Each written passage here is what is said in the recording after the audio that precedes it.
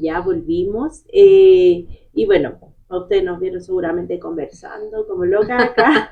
Está Jaime también haciendo su tremendo aporte en la voz en off. Estábamos hablando de los procesos de alfabetización, de la importancia que tuvo Gabriela Mistral, que también me gustaría relevarla en súper cortito de lo que habíamos hablado, ¿no? Mm. Bueno, hay tanto que decir de Gabriela Mistral, en Sí, realidad, muchísimo. tanto que Sí, decir, pero justo en esta conversación que teníamos acá estábamos recordando del rol fundamental que tiene Gabriela Mistral en la reforma educacional en México, ¿verdad? Que es invitada a participar luego de una vasta trayectoria acá sí, en Chile. En donde, bueno, ella comienza siendo docente sin tener ningún estudio y que después de una guerra que incluso se le da en la misma cuarta región a partir de escritos muy subversivos que tenía Gabriela Mistral. sí, era Sí, bien, entonces sí, se le pretendió negar el título allá, hace un recorrido por otras regiones del país, es directora de escuela, y finalmente se le otorga el título de educadora. Eh, por supuesto, valorada más en el extranjero e por invitada a supuesto. participar. Y claro, con una gran convicción, yo creo, el otro día conversaba con un amigo de educación también, que claro, se le relevaba a Gabriela Mistral en lo literario, Exacto. también sus aportes en educación, de pensamiento pedagógico muy profundo, muy significativo para la docencia en general, pero pensábamos que poco se le ha relevado en su pensamiento de izquierda. Ella apoyó a figuras como Sandino, por ejemplo, y también por aquello, o sea, no por eso en particular, pero no es menor que ella haya sido considerada para ir a liderar este proceso allá en México, porque efectivamente ella tenía una visión con respecto o reconocía en el fondo que algo se tenía que hacer o lo fundamental de la educación para poder subvertir este orden, Sí, ¿verdad?, imperante, en donde hay desposeídos y desposeídas de todo, y particularmente en aquello, niños, niñas y mujeres. Y ahí ella juega un rol fundamental. Y bueno, también a propósito de ciertas legislaciones que se hicieron y que se empieza a reconocer como una fecha en particular, como el Día de Gabriela Mistral, ¿verdad? Que de hecho este año, si mal no recuerdo, fue el primero, a partir de un acto legislativo el año pasado. Se busca visibilizar a la figura de Gabriela, que en realidad debe ser mostrada en muchas dimensiones, sí, no solamente en lo literario pedagógico, sino que también en lo político. Gabriela era bien a la izquierda, la sí, verdad. sí. Y Sí. además también era tan versátil en construir, se desenvolvía tan bien en tantos ámbitos y fue tan minimizada en su propio país. Es, Bueno, no nos debe de sorprender. no, No y de sé, hecho este revuelo que se generó sí, porque se buscaba visibilizar su orientación sexual. exacto. Entonces, Es que y el que hecho de hubo revuelo, ser mujer, ser disidencia. lesbiana, eh, son características que le hicieron opacar, o sea, que hicieron o que quisieron aplastar su calidad intelectual que desgraciadamente, o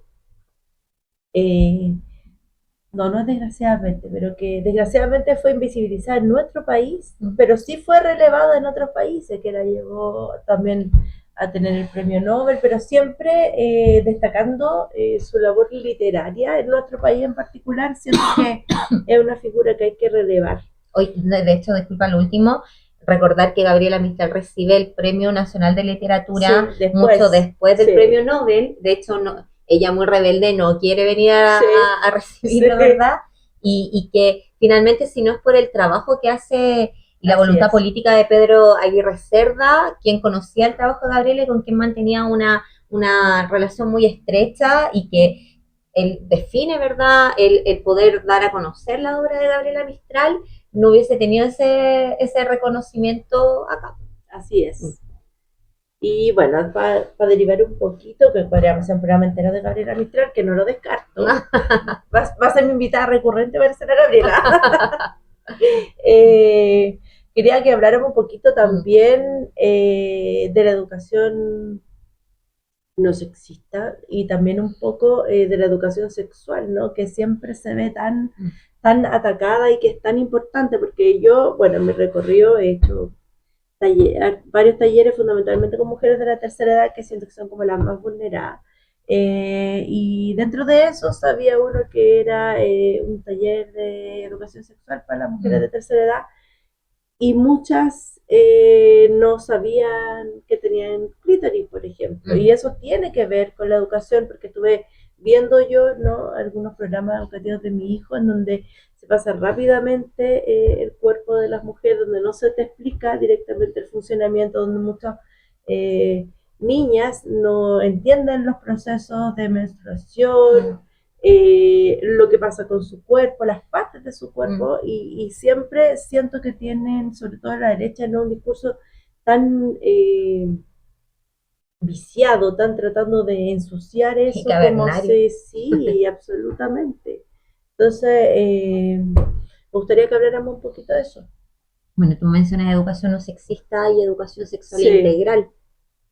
Justo recuerdo que en editorial la semana pasada estábamos hablando de esto, de ejemplo, una cuestión súper concreta, este informe que se aprueba en el Parlamento con respecto al programa de acompañamiento a las identidades trans y que está poniendo básicamente en peligro la continuidad de ese programa de acompañamiento, un retroceso total, ¿verdad?, para las niñeces y las adolescencias trans. Y claro, bajo esta figura que ha generado una caricatura con respecto a la educación sexual integral, no entendiendo que, incluso como cuando tú mencionas aquello de tus talleres, ¿verdad?, con mujeres de edad más avanzada que desconocen, por ejemplo, el clítoris, y claro, esta cuestión social de, en el fondo, satanizar el placer, y de ahí que se entienda que la palabra clítoris, ¿verdad?, no sea tan no hay que mencionar esa tabú, parte del cuerpo. Exactamente, porque está relacionada al placer femenino. Claro, bajo esta caricatura que es recurrente a la que ha acudido y sigue acudiendo a la derecha, en el fondo indicar que precisamente el discurso de defensa a las infancias y que los niños y las niñas primero tiene que ver sobre todo, ¿verdad?, con cómo se genera desde espacios como la escuela, por ejemplo, programas que en el fondo busquen que las y los niños identifiquen tempranamente las partes de su cuerpo, que pueda, cómo se previene el abuso también a partir de aquello, y que toda esta caricatura que hacen con respecto a que desde la escuela se pretende más bien sexualizar, ¿verdad?, a la infancia, a la adolescencia, en realidad es un discurso retrógrada que busca precisamente que no avancemos y esto, o sea, por supuesto, en la línea de cuestiones muy fundamentales para las mujeres, disidencia, también en derechos sexuales y reproductivos también. Así que hay grupos no menores de docentes, de hecho hay varias organizaciones destacadas dentro del mundo de la docencia que están dando permanentemente esta discusión y esta pelea, ¿verdad? Necesitamos lograr una educación sexual integral que dé respuestas, ¿verdad?, a las comunidades educativas, para avanzar precisamente incluso en cuestiones tan elementales como la no discriminación a ciertos grupos que por supuesto están presentes en las comunidades educativas y ojo, no solamente dentro de la y los estudiantes, sino que también incluso dentro de los trabajadores y trabajadoras de la educación. Estoy pensando cuántos docentes muchas veces fueron discriminados me estoy recordando a Pedro Lemebel, que también cuando se inicia, ¿verdad?, como docente de artes visuales, precisamente tienen problemas a partir de su orientación sexual. Y así eso todavía lo vemos en el día a día, no sea solamente como a nivel de estudiantes, sino que también en docentes que en muchos lugares, ¿verdad?, son discriminados por, eh, o no sé, estoy pensando cómo logramos avanzar en frenar discriminación hacia las niñeces y adolescencias trans si precisamente no educamos en aquello. Entonces, sabemos que vamos en la dirección correcta quienes estamos dando estas discusiones y que hay que seguir tensionando precisamente para avanzar. De repente las resistencias no son solamente externas, también son internas, y por tanto hay harto ahí que discutir aún. Y con respecto a la educación no sexista, también eh, estamos dando la pelea precisamente para que se entienda que la educación no sexista no es otra cosa que buscar, ¿verdad?, que los espacios educativos tan importantes en nuestra sociedad no se sigan reproduciendo formas de discriminación en razón de, en este caso, nuestro género. Y claro, ha habido políticas públicas en torno a lo educativo que están avanzando en esa discusión. Falta todavía mucho, ¿verdad? Pero creo que el tema se está instalando en las escuelas, en las comunidades educativas. Existimos profesoras tosudas también al respecto, que estamos permanentemente luchando ahí por nuestro lugar.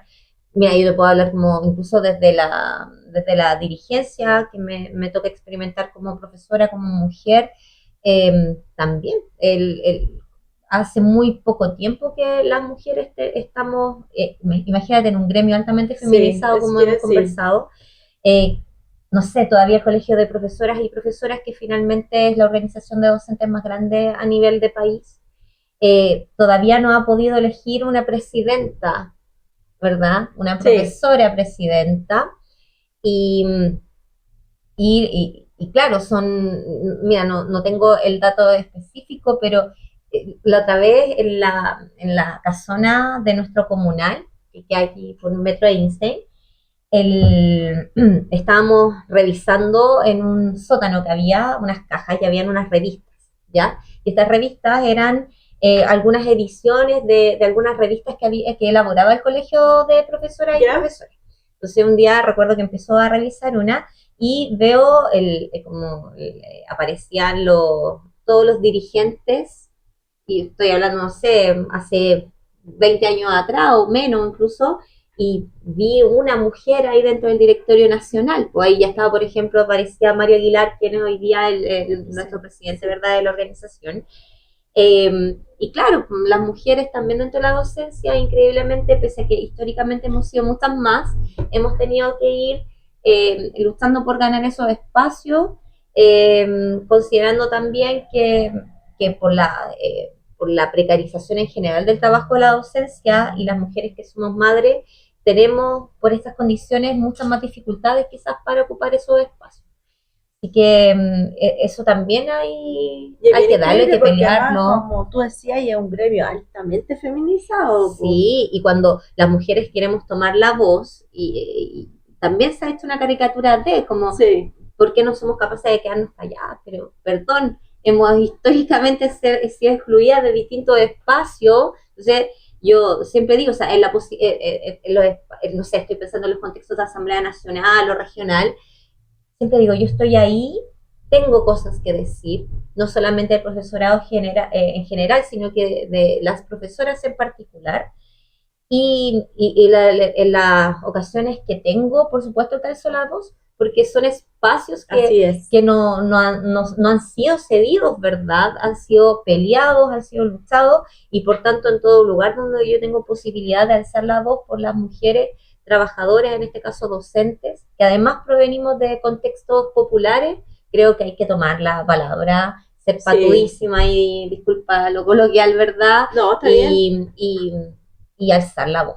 Ya necesitamos la voz de las mujeres en esos espacios. Que lamentablemente esos espacios hay que tomárselos, porque nunca los van a ceder, porque la invisibilización es una forma súper efectiva de mantener a las mujeres calladas. Y yo siento que sobre todo en esos espacios y en todo en general tenemos mucho que decir. Ahí, ¿te acuerdas que estábamos hablando también lo que pasó con el 150 que afectaba a las matronas, que no lo tocamos?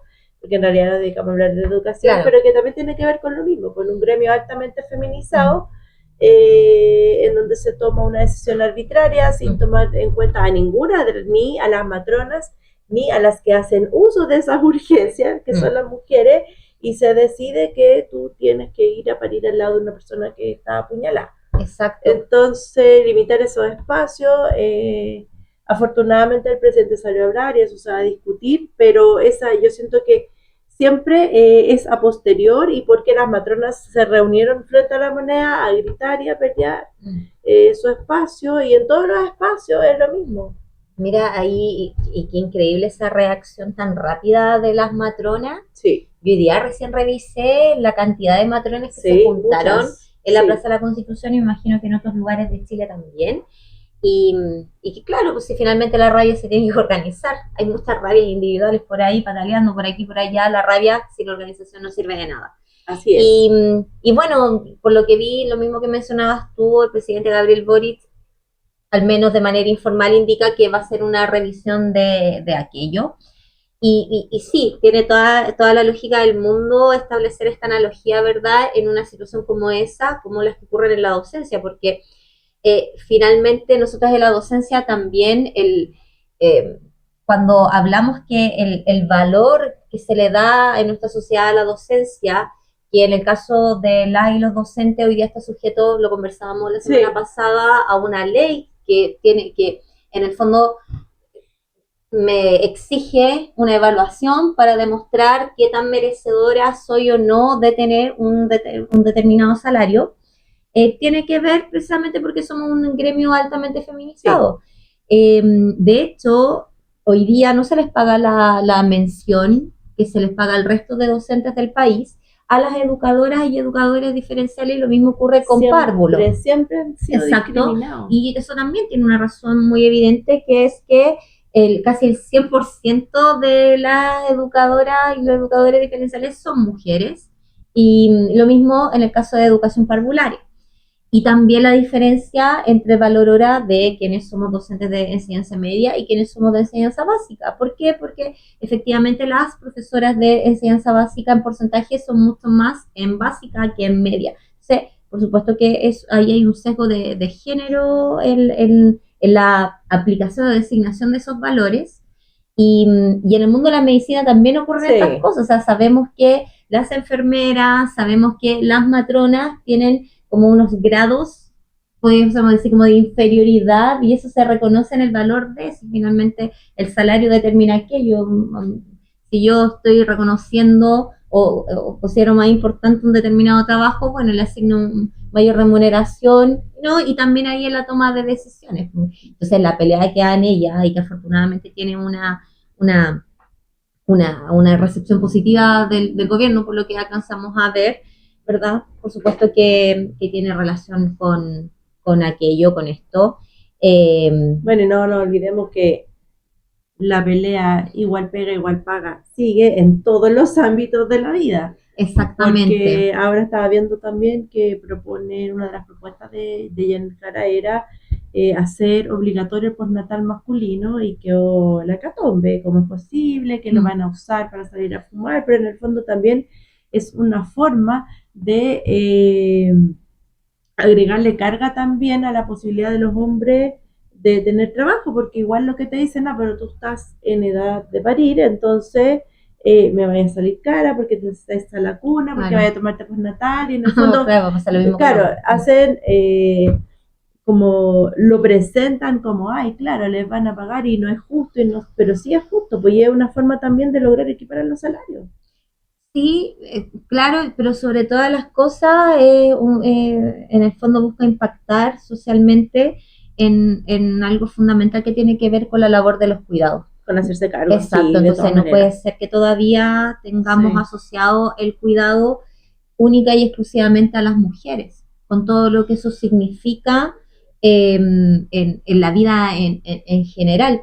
Hace poco estábamos hablando, ¿verdad?, por ejemplo, de las posibilidades que tenemos las mujeres de hacer política, que claro, si no tenemos determinadas condiciones materiales, incluso en los cuidados que tenemos que proporcionarle a nuestras hijas, quedamos ahí, quedamos imposibilitadas precisamente de estar en determinados espacios. Que, claro, esta propuesta que realiza la candidata Janet Jara va en esa dirección, Va ¿verdad? en esa Tiene como dirección, sí. el cuidado es una tarea compartida, no tiene que ser necesariamente asociada a nosotras las mujeres, y es importante todo aquello que avance en esa dirección. Sí, pues como decían las mamitas antiguas, ¿no? Las guaguitas se hacen de a dos, pero también se cuidan de a dos. Sí, por supuesto que sí. Bueno, imagínate ahora el impacto que ha tenido esta ley, el, como la Papito Corazón, Ay, creo que me sí. carga ese nombre en todo caso. Pero no sé cuál es el nombre como formal, no me imagino que ese es el nombre formal. Pero claro, la ley Papito Corazón, que en el fondo, claro, llegó a incomodar en lo que incomoda más que son las lucas, pues la plata, y es increíble la cantidad de hombres que efectivamente no estaban respondiendo, no se estaban responsabilizando de sus hijos e hijas. Así que, bueno, hay avances, eh, algunos quizás más sustanciales que otros. Yo creo que esa ley en particular tiene una especial importancia. Y, Sí, yo y también creo que tuvo un efecto bien brutal, sobre todo al darte cuenta que más del 85% de las pensiones no eran pagadas y digamos que no son altas pensiones mm, porque son más o menos como 220 lucas por niño y una que es mamá mm, sabe que con eso no te alcanza, no financias ni la mitad del mes con eso. claro, y mira, nosotros en la escuela, las docentes, los docentes, por supuesto que también nos toca ver aquello. Muchas de las historias Sí, que hay tras de nuestros estudiantes tienen que ver con distintos tipos de abandono. Y claro, el económico es uno de aquellos, y tenemos a muchas madres, ¿verdad? Que tienen que tener, no sé, quizás incluso dobles trabajos para poder eh, solventar las necesidades propias y también las de su familia, a partir también de todo este constructo que se ha hecho, que espero que leyes como esta finalmente lo vayan deshaciendo, que, que es no levantar la voz para exigir algo que es un derecho de las y los hijos finalmente. sí, Eh, en la historia de las mujeres, por lo general, se ha cargado como con ese orgullo de, de la mamá luchona. claro, Sí, que en realidad en el fondo lo único que ha beneficiado ha sido a los padres irresponsables que han dejado a sus hijos abandonados, abandonadas, y a la mujer, ¿verdad?, con doble carga con respecto a cómo llevar, cómo subsistir, ¿verdad?, tanto ellas como esos hijos e hijas. Así que cualquier política no, que y que en finalmente general vaya también en, produjo, cuando recién se implementó la ley, una ola de violencia súper fuerte en contra de las mujeres que exigían el pago de las pensiones, sobre todo a través, que la primera instancia fue como a través de los 10% que se retuvieron y ahora respecto de los fondos de las pensiones también, desde donde es una última posibilidad, pero también se retiran de ahí las deudas que tienen los claro. padres con los niños y a mí me ha tocado ver muchos llamados de violencia con amenazas de quemar autos Mm, y de reventar las casas si no se omitía el cobro. Entonces siento que es súper importante porque como te decía de nuevo, o sea, tendemos a ver las cosas en un aspecto unipersonal siempre, pero siempre es global, siempre te afecta no solo a ti, a tu familia, a tus hijos, al entorno, a los mm, colegios, a la salud mm. es un tema que explota, todas las cosas están relacionadas y yo siento que el neoliberalismo en el que vivimos como que siempre nos lleva a tratar de pensar que como individuos estamos solos en el Mm, mundo y solo tenemos que salir adelante y viene el concepto de la mamá luchona, que yo mm, sola con mis hijos y no, pues, mm. si por algo nosotros necesitamos vivir en sociedad y todo está linkeado.